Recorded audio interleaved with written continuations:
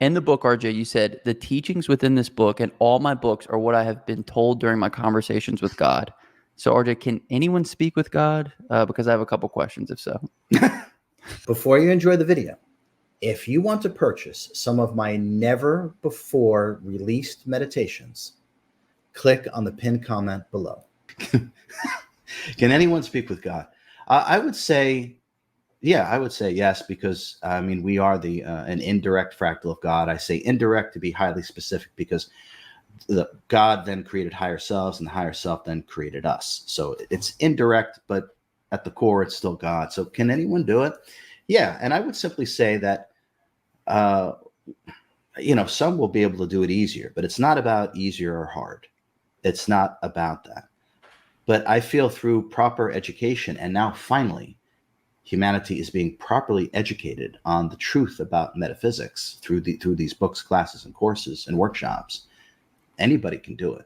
It's going to be a matter of dedication, and really everything is. And we get good at what we do repetitively. So if we do these kind of exercises, these kinds of meditations over and over and over again, it's like that analogy I use about cutting across the backyard, right, in the same spot over and over again. You wear out a path. Pretty soon that grass is gone, and that dirt trail gets wider and wider and wider. The more that you do this, you're actually creating yourself more of an open conduit in terms of your communion and connectivity to your higher self, your higher mind, and then to God. So anyone can do it. Some will gravitate towards it faster, some won't, but through proper education, every single human being can and will eventually, even while incarnate, be able to speak with God. Incredible. Wow. Talk about something to look forward to, So excellent. A really good reason for us to throw ourselves into the teachings and to really try to embody them. And that's my goal. Absolutely. So access superconsciousness. What does this mean, and how is it the next step in our evolution? Okay. So when in reference to this title, when I talk about accessing superconsciousness, a lot of the work that we've done in Supercharged Self-Healing and Change Your Mind have to do with transcending what we call personhood, which is really the ego mind identity or the conditioned mind, and going into the true self. And this way we can actually feel like ourselves and create the life that is reflective of our true nature, which is whole, complete, and unlimited, a fractal of God. Now, this new book, Access Superconsciousness, takes it to I wouldn't even say takes it to the next level. I would say it takes it to many levels past that. So what we're going to be able to do is build upon all of that. And not only are we going to be able to move past the conditioned, programmed, traumatized, brainwashed to MK Ultra mind, go to our own higher mind, access superconsciousness, we're actually going to go to the higher mind of the higher self. So this is what self-mastery actually is. It's when you are connected to the ultimate in terms of who and what you really are, which is your higher self. And the teachings and all the meditations that go with it, as you know, give you direct access to the higher mind of your higher self. And that is how we're going to be able to access super consciousness. So accessing super consciousness is the full communion with our higher selves. Is this what enlightenment is, or self-realization is? That's exactly what it is. So the normalization of being in communion, the connectivity and the communion with the higher self is what self-realization or enlightenment is. They're really, self-realization and enlightenment are really the same thing. But what it actually is, or what they both are, is exactly what this book lays out, the step-by-step process in terms of how to do it.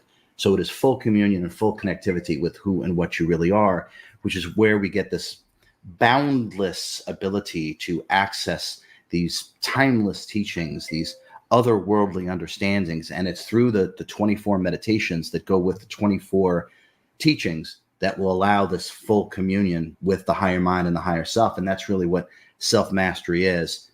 And self-mastery is the next step beyond self-realization and enlightenment. It's when we're able to live our life in that state, when we're able to live our life, love that way, create that way, forgive that way, have that kind of power in terms of what it is that we want to create. The normalization of accessing superconsciousness is what self-mastery is. And why, RJ, is it important for us to achieve this in our life? Like, obviously, it sounds like you have a much better quality of life, but why should we really go after this with everything that we've got?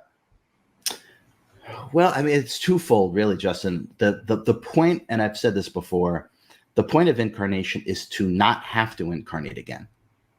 So, and the way to do that is to become self-realized, to realize the self, or become enlightened. So that's really the point. This was never designed to do this 5,000 times, 10,000 times, 30,000 times, right? And I feel like humanity is at the point now where we can work with ourselves most optimally so that we can reach the state of consciousness, the state of being, and thus graduate from having to incarnate into the lower frequencies of the physical universe. So it's the main goal of incarnation itself, which is to not incarnate again. But as you mentioned, to have the highest quality of life, one must be completely attuned to who and what we really are. And then that is what creates the life that we experience. And so these teachings and these meditations will allow us to not only have the experience of communing and connectivity with the higher mind of the higher self, but to be able to lead our life, and every facet of our life will be reflective to that expanded state of consciousness and that wholeness and completeness. And I've heard you say as well, RJ, whenever we've reached that state and we don't have to reincarnate anymore, we can then choose when we come back and help. Is that true? Or yeah, it's absolutely true. So once this is, I mean, I use the analogy of graduating, right? Once you graduate high school, you don't have to take 9th grade English. Now, you can come back to help those that are, I'm not going to say the word struggling, but you can help those that haven't graduated yet.